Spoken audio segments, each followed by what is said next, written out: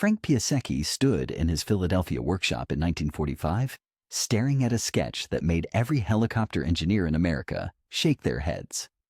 2 rotors, same fuselage, spinning in opposite directions 50 feet apart. His competitors at Sikorsky had already settled the question. Single main rotor with tail rotor was the only viable configuration. Igor Sikorsky himself had proven it with the VS-300 in 1939. The engineering journals agreed. The military procurement officers nodded along. Piasecki kept drawing. The problem wasn't whether helicopters could fly. That question died when Sikorsky's designs lifted off. The problem was what they could carry. A Bell H-13 could haul maybe 3 people in perfect conditions. Sikorsky's H-5 managed 4 on a good day. Piasecki had watched military planners calculate payload requirements for combat operations, 10 troops minimum, preferably 20. The single rotor designs couldn't scale. Add a bigger rotor. You needed a bigger tail rotor to counter the torque. Add more engine power, the whole machine got heavier. The math didn't work. Tandem rotors canceled each other's torque. No tail rotor bleeding power. No wasted engine output, fighting rotational forces. Both rotors lifting. Piasecki ran the calculations in his notebook. Double the lifting area, eliminate parasitic losses, mount engines close to center of gravity. The numbers suggested a helicopter could carry 3 times the payload of equivalent single-rotor designs. Every test pilot who saw his sketches pointed to the same issue. Airflow. The front rotor would churn the air into turbulent chaos. The rear rotor would fly through that disturbed air, losing lift, shaking itself apart. Piasecki's answer was simple. Mount the rear rotor slightly higher, 11 feet of vertical separation. The disturbed air would pass beneath it. His colleagues weren't convinced. Nobody had flown overlapping rotors before. The synchronization alone seemed impossible. 2 massive rotor systems spinning at 230 RPM, separated by a flexible fuselage, perfectly timed so the blades never collided. Piasecki had started small. His PV-2 proved he could build helicopters, second helicopter to fly in America after Sikorsky's, first practical American helicopter with a fully enclosed cockpit. The Navy bought 5, but the PV-2 was conventional, single rotor, nothing revolutionary. His investors wanted contracts. His engineers wanted proven designs. His workshop outside Philadelphia wasn't equipped for experiments that might crater the company. He built the PV-3 anyway. Metal fuselage shaped like a banana, curving upward to separate the rotors. 2 3-blade rotors, 26 feet in diameter, connected by a mechanical synchronization system that absolutely had to work on the first flight. One miscalculation in the gear timing and $40,000 of machinery would self-destruct in midair. He didn't tell his investors about the test flight until the morning of March 7, 1945. Harold Venzi climbed into the PV-3 at the Philadelphia airport. Piasecki stood on the tarmac with a notebook, watching the most expensive gamble of his career spool up both rotors. The front blades bit air. The rear blades spun into the disturbed flow 11 feet higher. The fuselage shook, then steadied. Venzi pulled collective. The PV-3 lifted straight up, 40 feet, 60 feet. Both rotors synchronized, no tail rotor fighting them. Just pure upward thrust from 2 overlapping lifting surfaces doing exactly what Piasecki had sketched in his notebook. The helicopter hung there for 3 minutes, long enough to prove tandem rotors could fly, not long enough to prove they could carry anything useful. The PV-3 didn't just need to hover. The military contracts Piasecki needed required proof of payload, real weight, sustained flight, operational altitude. Sikorsky's helicopters were already flying rescue missions in Burma. Bell had contracts for observation helicopters. Piasecki had a flying banana that looked like something sketched on a cocktail napkin. He needed numbers that made procurement officers stop comparing his design to proven alternatives. April 1945, Piasecki ran payload tests at Philadelphia Airport. Empty, the PV-3 weighed 4,200 pounds. He loaded sandbags into the cargo area behind the cockpit. 100 pounds? 200? Number 300? The helicopter lifted cleanly at 500 pounds. At 700 pounds total payload, it still climbed to 1,000 feet without straining the Continental R-975 engines. Sikorsky's R-4, the helicopter actually in military service, maxed out at 400 pounds useful load. Piasecki's prototype was carrying nearly double. The Army Air Forces sent observers to Philadelphia in June. They watched the PV-3 demonstrate something no other American helicopter had achieved: sustained hovering with 6 men aboard. Not 6 small men. 6 full-size Army personnel with gear. The tandem configuration distributed weight between 2 lifting surfaces instead of asking one rotor to do everything. The AAF officers requested a demonstration at higher altitude. Single-rotor helicopters lost lifting capacity fast as air thinned. Piasecki flew the PV-3 to 8,000 feet with 4 people aboard. No other helicopter in American service could maintain that combination of payload and altitude. Army contract HW-535 arrived in August 1945. 10 helicopters designated XHJP-1, military version of Piasecki's tandem design, scaled up for rescue operations. Piasecki borrowed capital against the contract and moved his operation to a proper factory in Morton, Pennsylvania. The production version stretched the fuselage to 31 feet, increased rotor diameter to 35 feet, and mounted 2 Pratt & Whitney R1340 Wasp engines, generating 600 horsepower each. The ugly banana shape got uglier. The fuselage curved upward even more dramatically to accommodate the larger rear rotor. First XHJP-1 flew in March 1947. The Navy, watching the Army's interest, ordered their own version, the HRPE Rescuer. Now, Piasecki had 2 services buying helicopters nobody thought would work 3 years earlier. But contracts weren't vindication. Military procurement bought experimental designs constantly. Most never reached operational squadrons. The HRP-1 needed to prove it could do things in combat that single-rotor helicopters couldn't. The test came in specifications, not combat. The Navy wanted a helicopter that could lift 10 fully equipped Marines, fly them 50 miles, and land on a ship deck in rolling seas. Single-rotor designs couldn't hit those numbers simultaneously. Add enough fuel for 50-mile range, you sacrificed payload. Carry 10 Marines, you couldn't fly far enough. The HRP-1's tandem rotors provided 44 feet of total lifting area versus 28 feet for equivalent single-rotor designs. It hauled 2,000 pounds of cargo or 12 passengers at cruise speed of 90 methandroiserves. Range touched 265 miles with full tanks. Marine Corps Squadron HMX-1 received the first HRP-1s in 1949. They called them flying bananas because of that absurd upward-curving fuselage.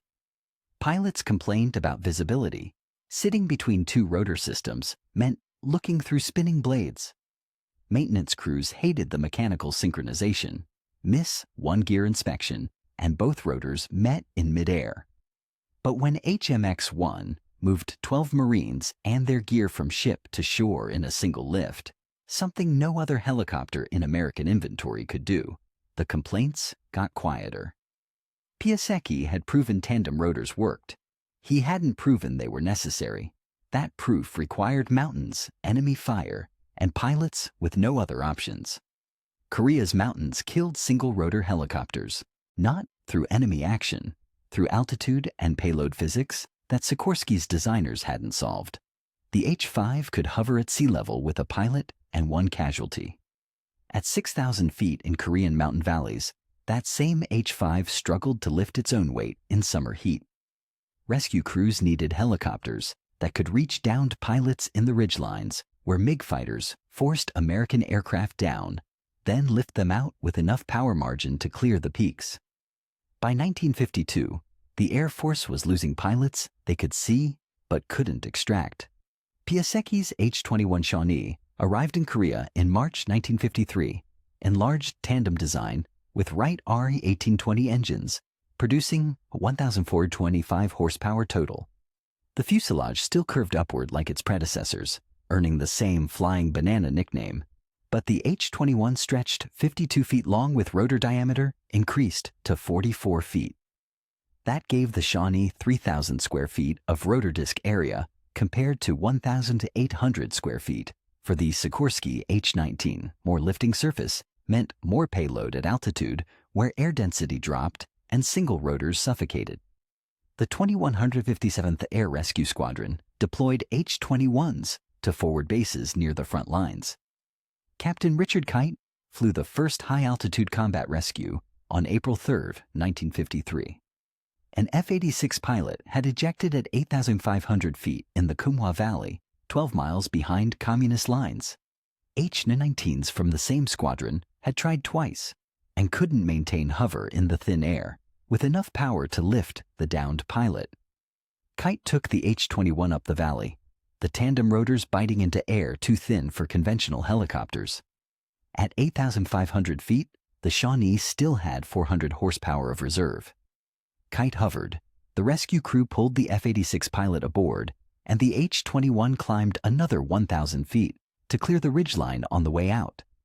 Single rotor advocates pointed out the H-19 could perform the same rescue at lower altitudes. They were right. The problem was downed pilots didn't choose where they crashed. Throughout April and May 1953, the H-21s pulled aircrew from elevations where H-19s simply couldn't operate. On May 18th, an H-21 from the 2157th lifted 3 wounded Marines from a ridge position at 17,200 feet while taking ground fire. The helicopter absorbed 14 bullet hits, lost hydraulic pressure in the aft rotor controls, and still flew 60 miles back to base. The redundancy of tandem rotors meant battle damage to one system didn't automatically ground the aircraft. The payload numbers told the story. H-19 maximum useful load at sea level, 2,000 pounds. At 5,000 feet on a hot day, 800 pounds. H-21 useful load at sea level, 4,000 pounds. At 5,000 feet in heat, 2,400 pounds. The Shawnee could carry 3 times the payload of single rotor designs at operational altitudes in Korean mountains.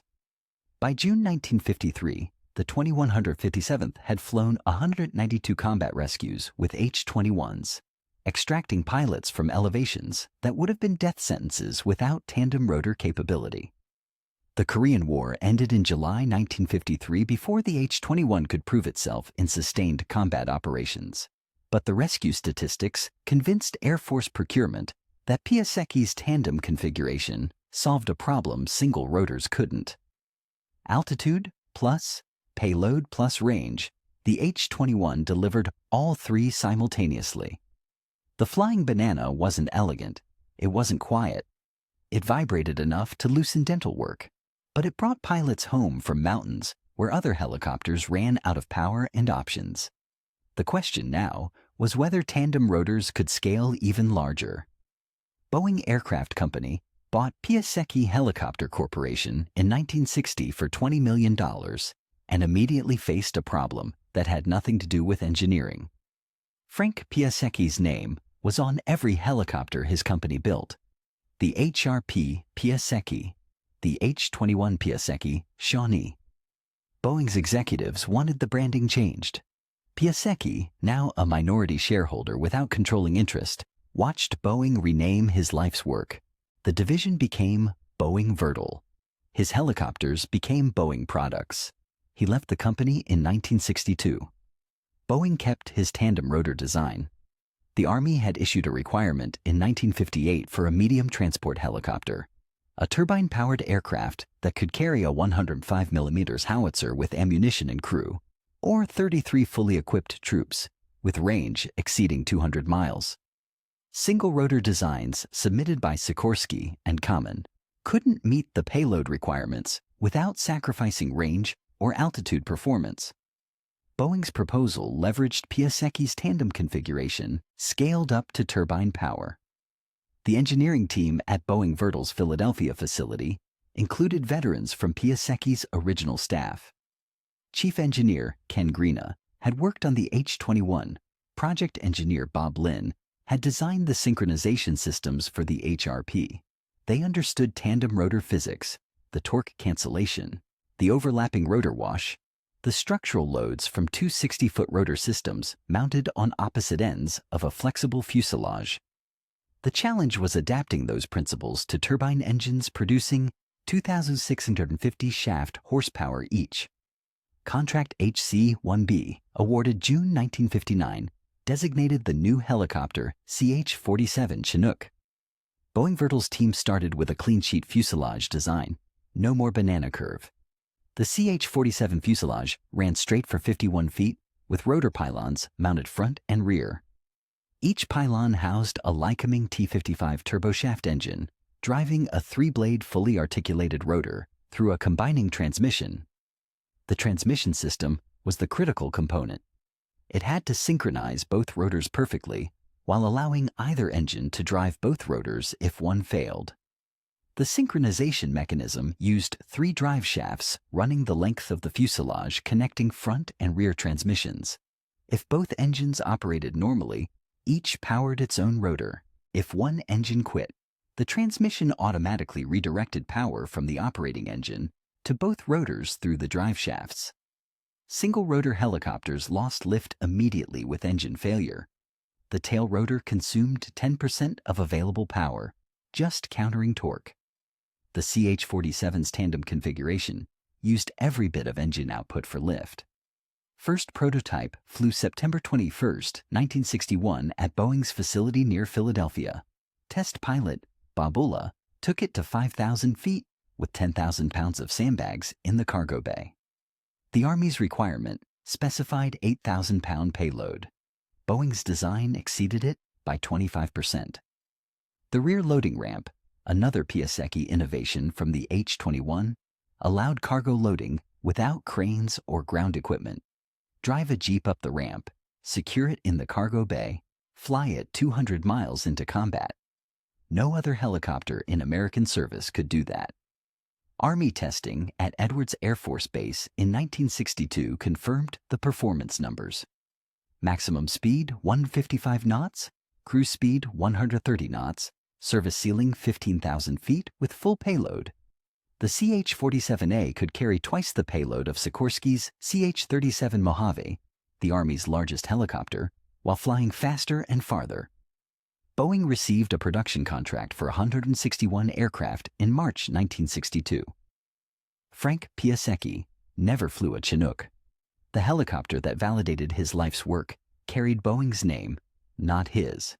But the tandem rotors spinning above that straight fuselage traced directly back to his 1945 sketches, the ones every competitor said wouldn't work. The CH-47 was about to prove those sketches in combat. The engineering problem that nearly killed the CH-47 program had nothing to do with lift. It was vibration.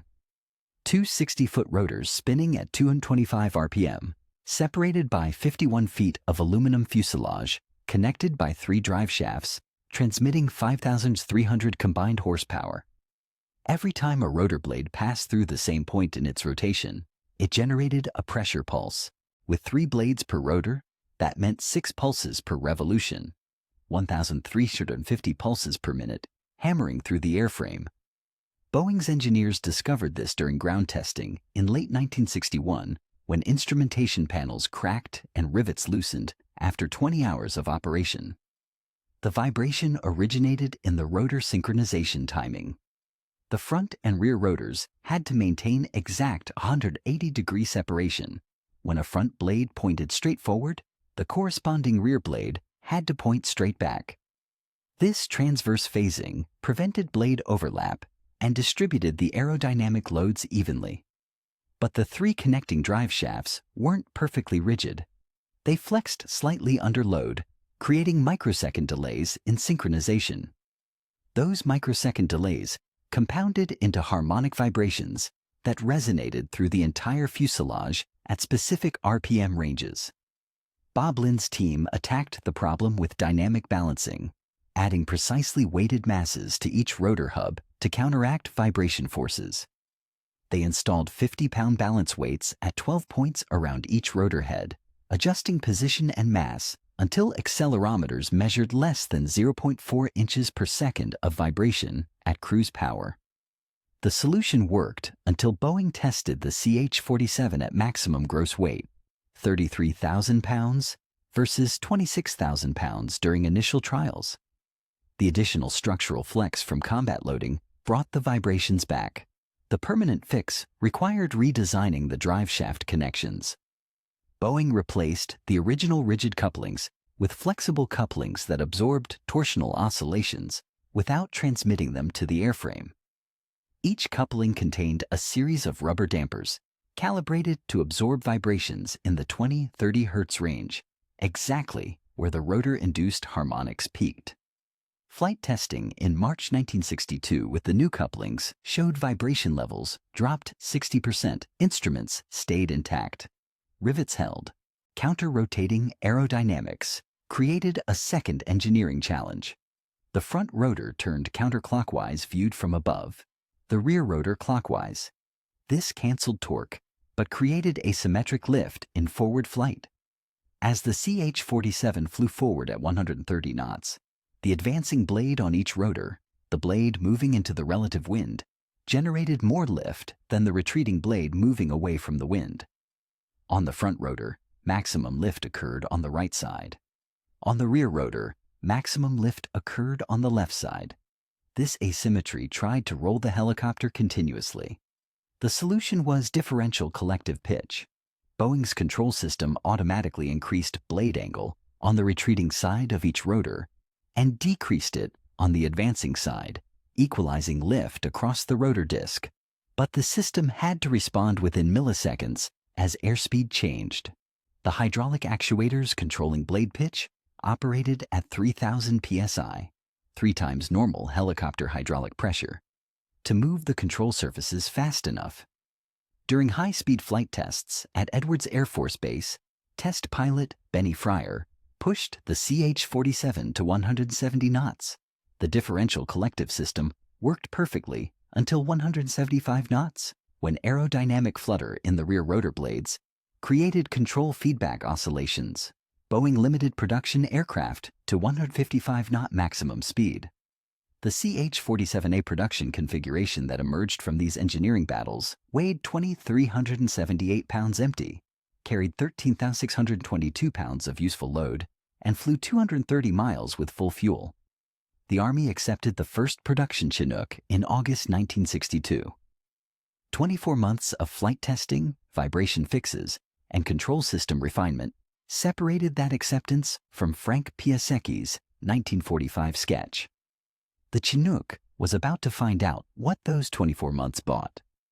The 1st Cavalry Division's 228th Assault Support Helicopter Company received the first CH-47As at Fort Benning in January 1963. By December 1965, they were flying combat missions from An Khê in Vietnam's Central Highlands.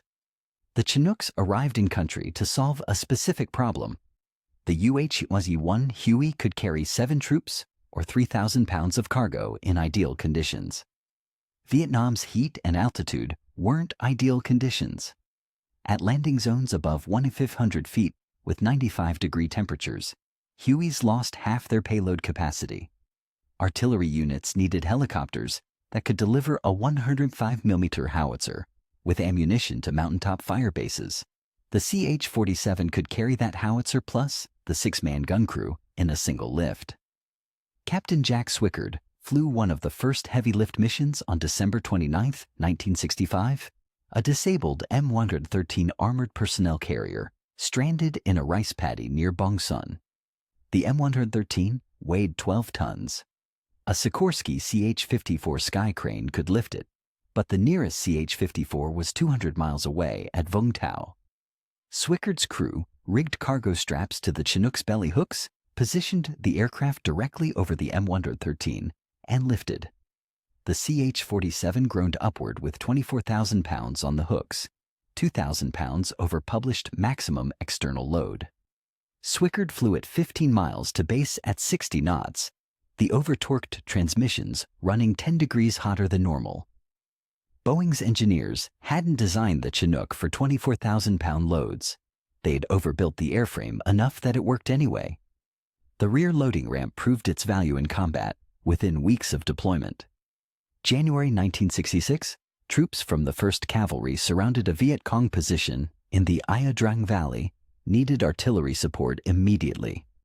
Standard procedure required a CH-47 to land, troops to unload the howitzer using ramps and winches, then the helicopter to depart. Estimated time, 40 minutes under fire. Warrant Officer Bob Mitchell flew his Chinook into the landing zone, lowered the ramp while hovering 6 feet up, and kept rotor power at 90%. The artillery crew rolled the howitzer straight off the ramp onto the ground without the helicopter ever landing. Total time in the LZ, 90 seconds. The Chinook's size made it a target. Viet Cong gunners quickly learned that the massive tandem rotor helicopter meant American reinforcements or heavy supplies were arriving. By March 1966, every CH-47 mission into contested landing zones drew automatic weapons fire. The helicopter's fuel tanks ran the length of the cargo bay, a design necessity to center the weight between rotors. A single tracer round into those tanks created a flying torch. Boeing added crash-resistant fuel cells in late 1966, rubber bladders that self-sealed around bullet holes. Chinooks still burned when hit, but not as frequently. Payload numbers in Vietnam exceeded anything demonstrated at Edwards Air Force Base. The CH-47A was rated for 10,000 pounds internal cargo at sea level. In combat operations, crews routinely flew with 12,000 pounds, pallets of artillery ammunition, bags of cement for base construction, crates of small arms. The tandem rotors provided enough power margin that pilots could overload the aircraft 20% and still maintain flight. On March 8, 1966, a CH-47 from the 228th lifted 47 Vietnamese refugees from a village under attack, 33 seats, plus 14 standing passengers, jammed into a cargo bay designed for 28. The helicopter flew 50 miles to Da Nang without incident. By December 1966, 48 CH-47As were operating in Vietnam, flying 20,000 hours per month. The Chinook was doing what Piasecki had promised 20 years earlier, carrying payloads no single rotor helicopter could match, at altitudes where other designs failed. But the real test of tandem rotor capability was coming. Missions deep behind enemy lines where no other helicopter could reach. Operation Tailwind launched from Kontum on September 11, 1970, with a mission profile that no helicopter in American inventory, except the CH-47, could attempt. Special Forces teams needed insertion 215 miles inside Laos to disrupt North Vietnamese truck convoys moving supplies down the Ho Chi Minh Trail. The target landing zones sat at 4,500 feet elevation in the Annamite Mountains, surrounded by anti-aircraft positions, beyond range of armed escort helicopters. The Chinooks would fly in alone, deliver the teams, and return without fighter cover for the final 100 miles.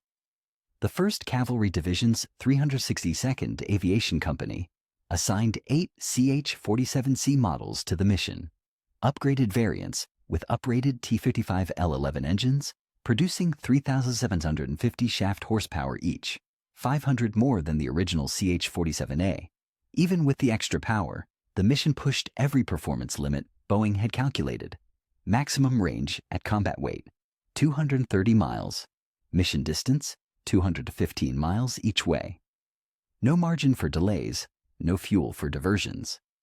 Load calculations showed each Chinook could carry 12 Special Forces soldiers with full combat loads, plus reserve ammunition, 9,600 pounds total, and still make the distance if they flew at optimum cruise altitude, burning 900 pounds of fuel per hour.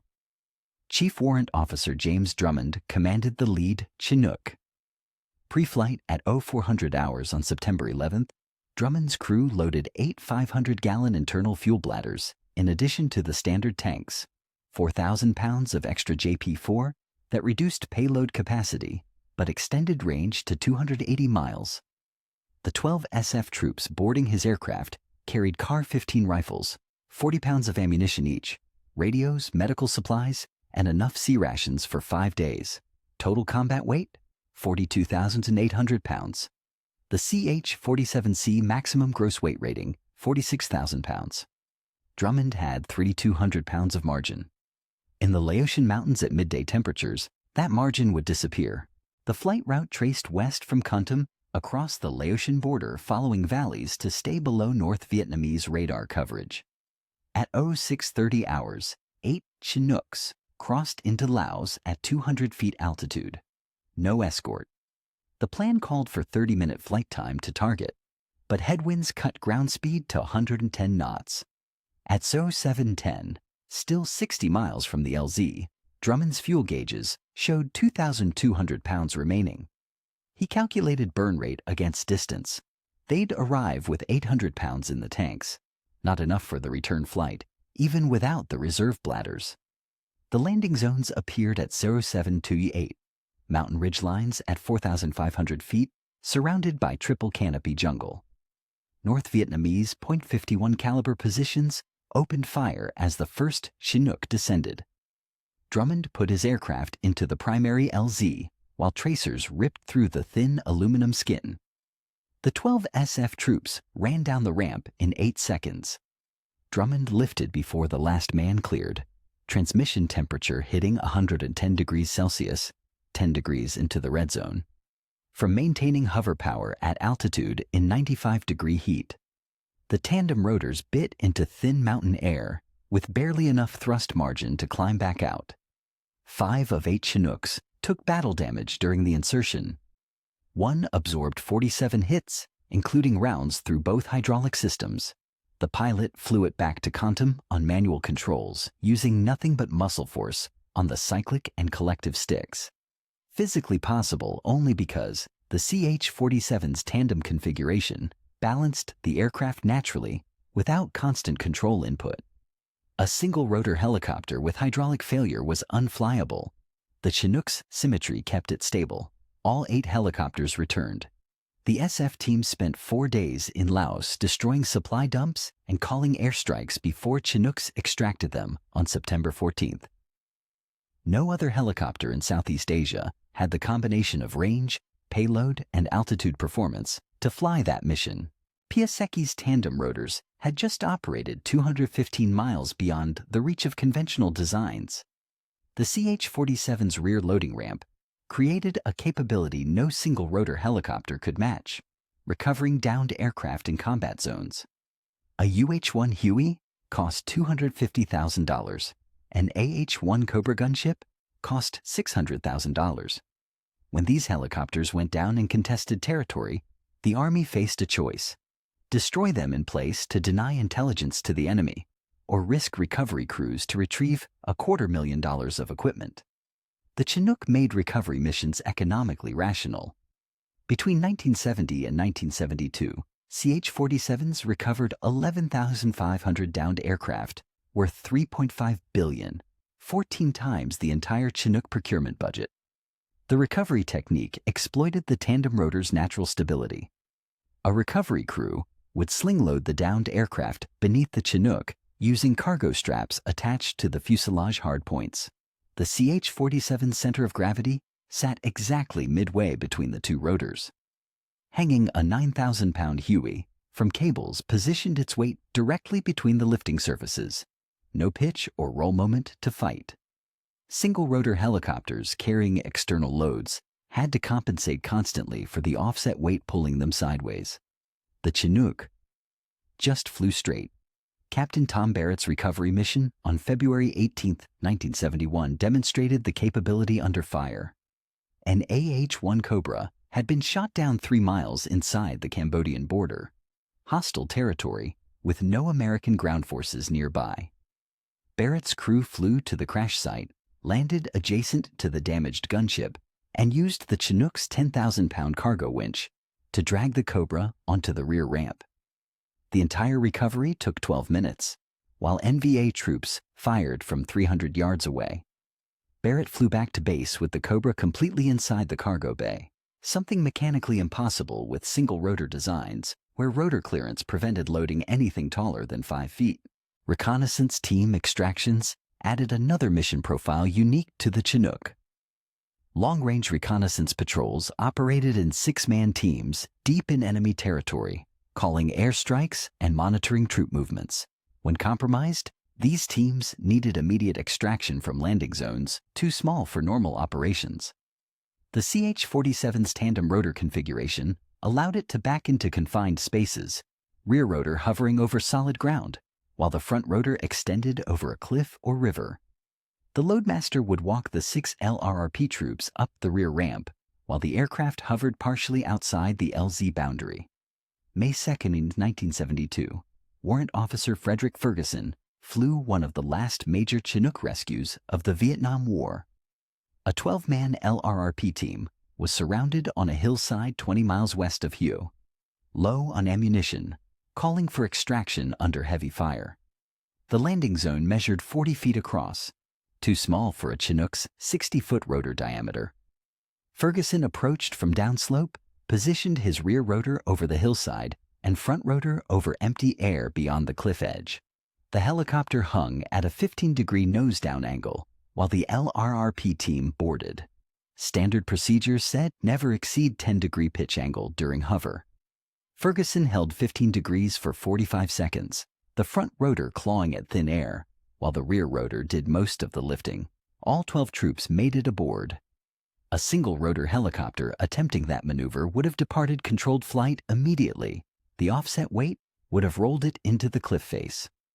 The Army calculated Chinook effectiveness in Vietnam by comparing hours flown to payload moved. CH-47s represented 2% of Army helicopters in country, but moved 20% of total cargo tonnage. From 1965 to 1972, Chinooks flew 750,000 combat hours and transported 2.1 million tons of supplies. The tandem rotor configuration that skeptics called aerodynamically impossible in 1945 had become operationally indispensable by 1972. The question was whether that operational necessity would outlast the war. Frank Piasecki died in 2008 at age 88. He never received a defense contract under his own name after Boeing bought his company in 1960. He started a second helicopter firm, Piasecki Aircraft, focused on experimental designs that never reached production. The tandem rotor helicopters that validated his life's work carried Boeing's brand on their fuselages. Aviation historians mention his name in footnotes. The CH-47 Chinook operating manual doesn't reference him at all. The helicopter itself became his memorial. In 2024, Boeing delivered the 1/300th CH-47 off the production line, 63 years of continuous manufacturing, longer than any other military helicopter in history. The basic configuration Frank Piasecki sketched in 1945 remains unchanged. 2 rotors, 50 feet apart, counter-rotating to cancel torque. The fuselage no longer curves upward. Boeing straightened it in 1961, but the fundamental physics are identical to the PV-3 that first flew in March 1945. The CH-47F model currently in U.S. Army service generates 9,300 combined shaft horsepower from 2 Honeywell T55GA714A engines, triple the power of the original CH-47A. Maximum gross weight increased to 50,000 pounds. The digital automatic flight control system uses GPS and terrain-following radar that Piasecki never imagined. But the performance advantage comes from the same source: tandem rotors providing 5,650 square feet of lifting area without wasting power on a tail rotor. Modern CH-47Fs carry 26,000 pounds of cargo at cruise speeds of 170 knots. No single rotor helicopter matches that combination of payload and speed. 20 countries operate Chinooks. The British RAF flew them in the Falklands War in 1982, carrying 105mm artillery pieces across islands where no other helicopter had sufficient range. The Netherlands deployed CH-47Ds to Afghanistan in 2006, operating at 10,000-foot elevations where thinner air reduced single-rotor helicopter payloads by 60%. The Chinook's tandem configuration maintained full lifting capacity. The Australian Defence Force uses CH-47s for disaster relief, the only helicopter in their inventory capable of carrying shipping containers full of emergency supplies to flood zones. Afghanistan proved to be the Chinooks' second defining conflict. From 2001 to 2021, U.S. Army CH-47s flew 4.2 million hours in country, primarily in mountainous terrain above 6,000 feet. Operation Red Wings in June 2005 replayed scenarios from Vietnam. A four-man SEAL team, surrounded in the Kunar Province mountains, needed extraction from a landing zone at 9,200 feet elevation. A CH-47D inserted the quick reaction force despite taking RPG fire during approach. The mission ended in tragedy when a second Chinook was shot down, but the aircraft demonstrated the same high-altitude heavy-lift capability that convinced the Army to buy Piasecki's design in 1959. Boeing projects CH-47 production will continue past 2060, 115 years after Piasecki's first prototype flew. No competitor has developed a tandem rotor design that reached operational service. Sikorsky attempted the XH-59 in the 1970s, a compound helicopter with two coaxial rotors plus a turbofan engine. It flew briefly, then returned to museums. Kamov built coaxial helicopters for the Russian Navy, but coaxial rotors stack vertically, not longitudinally. They solve different problems. The CH-47 remains the only mass-produced tandem rotor helicopter on Earth. Engineers at Boeing Vertol still work in the same Philadelphia facility, where Piasecki drew his original sketches. The building has been renovated 3 times. The drafting tables are gone, replaced by CAD workstations running software that can model rotor aerodynamics, Piasecki calculated by hand. But the maintenance hangar contains a CH-47F undergoing transmission replacement. And if you look carefully at the synchronization drive shafts connecting front and rear rotors, you're looking at Frank Piasecki's solution to a problem everyone said was impossible.